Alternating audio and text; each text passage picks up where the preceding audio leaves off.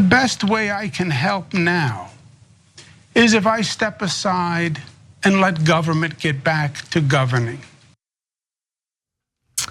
That is New York Governor Andrew Cuomo announcing that he intends to resign following all the fallout from the the state attorney general's report indicating that he had sexually harassed 11 women, 9 of whom he worked with. And of course, there are a bunch of other pretty devastating controversies that he's been embroiled in, including the fact that he made decisions that led to nursing homes spreading COVID, and he led to the death of elderly people, which no one in the media is talking about right now. But that's also a controversy that should be considered when it comes to his decision to resign. But Cenk, I feel like you're gonna press something. Are you ready for it? Oh yeah. Are we ready for it? You ready? Ladies and gentlemen, we got him. Down goes Cuomo.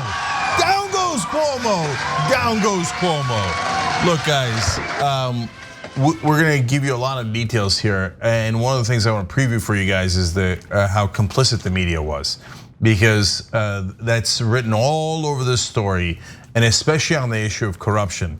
And of course, we didn't get him, he got himself, and these brave women came forward, which led to more women, which led to the investigation. It's not like the media uncovered it in the first place. They're now part of a dogpile. But on the other hand, there's some members of the media that are defending him today and talking about his political comeback. Oh, poor Cuomo. Okay, I mean, they like him so much, etc. Such a good guy. But from a progressive perspective, we always knew he was corrupt. We proved it. We had receipts. We showed it to you over and over again. But every time that a progressive ran against Cuomo, Cynthia Nixon or otherwise, the press would come and go, "How can we help you, Andrew Cuomo? We hear you're corrupt. How can we help you? How can we help you?" So they are his major accomplice in the crimes that he committed and why he has stepped down today. So if you're a progressive, it's a great day in America today. Now, he would claim that he's stepping down for the good of the nation, for the good of the electorate in New York. And he does it while speaking to people in a very slow and condescending way, as if we're all morons. But nonetheless, here's more of his comment. I work for you, and doing the right thing is doing the right thing for you. Because as we say, it's not about me, it's about we. No, it's definitely about you. And he also decided to lean on his 3 daughters during this announcement, which honestly made me cringe, but maybe you feel differently about it. Let's watch. In many ways, I see the world through the eyes of my daughters, Cara, Mariah, and Michaela.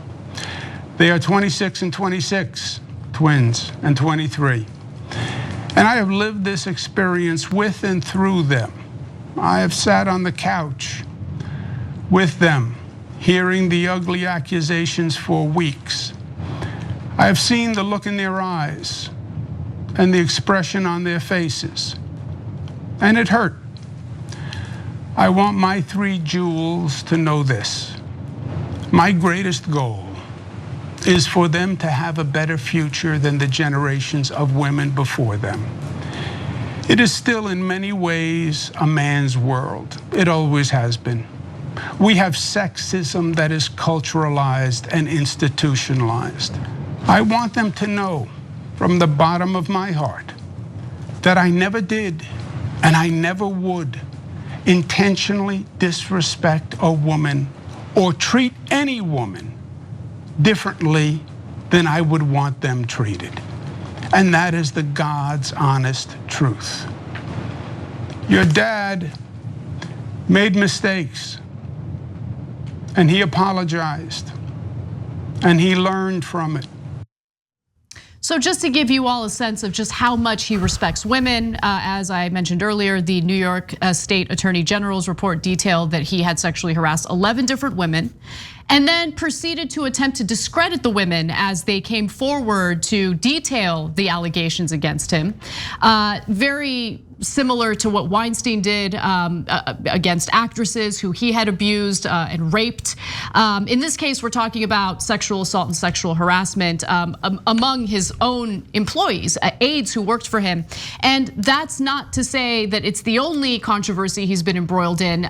There's a new controversy now that Ronan Farrow reported about, which I'll get to in just a second. But let's not forget that he's the one who forced nursing homes to take elderly patients who had tested positive for COVID. That spread COVID within these nursing homes.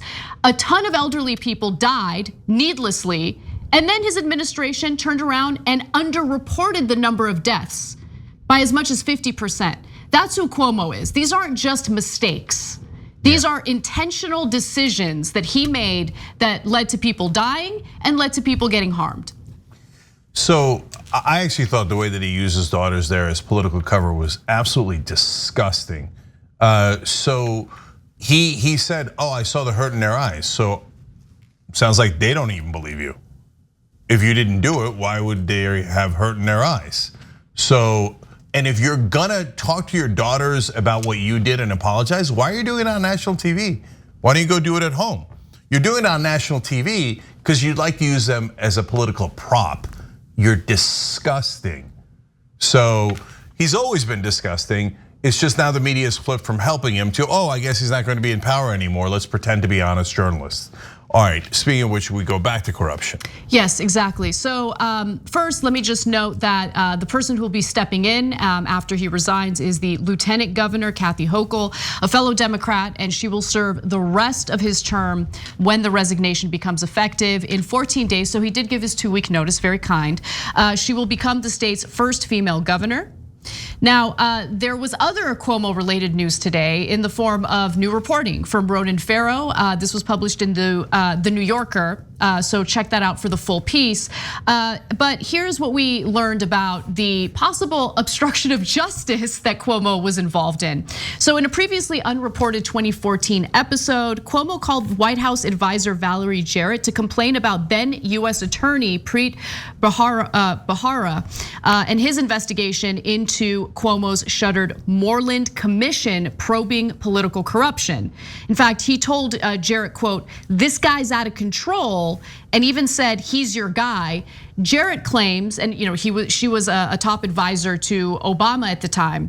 She claims that she hung up the phone immediately once she realized that Cuomo was trying to get her to intervene in that investigation, and immediately reported it. But the public didn't know about this until today. That is a serious offense. I mean, if Democrats are going to talk about Trump's obstruction of justice, and he did in fact engage in obstruction of justice based on the Mueller report, they should be equally upset and enraged that there was obstruction of justice taking place in 2014 with Cuomo and this investigation.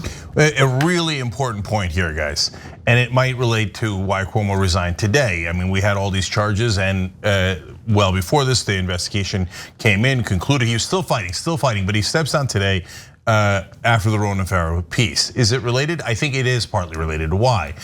For 2 reasons. Number one, he realized this isn't gonna get any better, it's actually getting worse. They're uncovering more and more of my crimes. Jesus, if I stay longer, maybe they'll find out what a complete criminal I've been from day one, okay? But there's a second hidden part of that article that you should know about.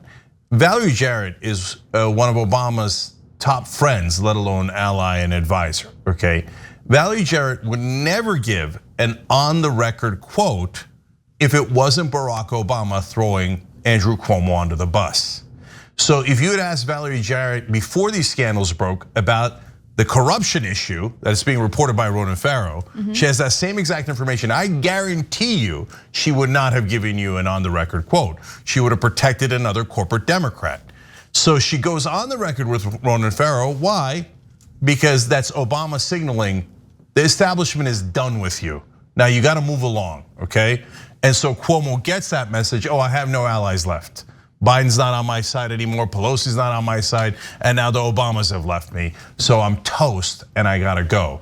Understand how that game is played. Yeah, I mean, he had no friends or allies left, and I think Obama made the right choice.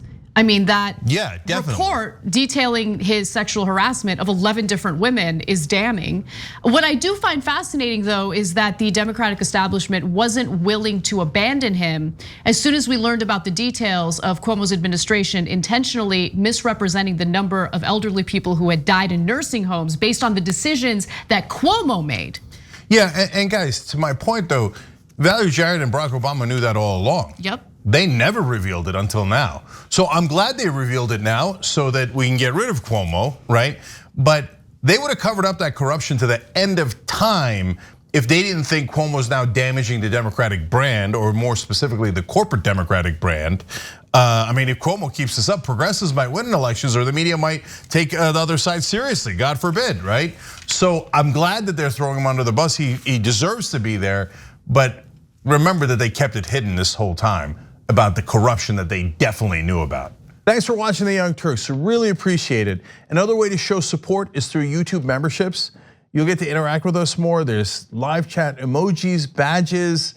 You've got emojis of me, Anna, John, JR, so those are super fun. But you also get playback of our exclusive member-only shows and specials right after they air. So all of that, all you gotta do is click that join button right underneath the video. Thank you.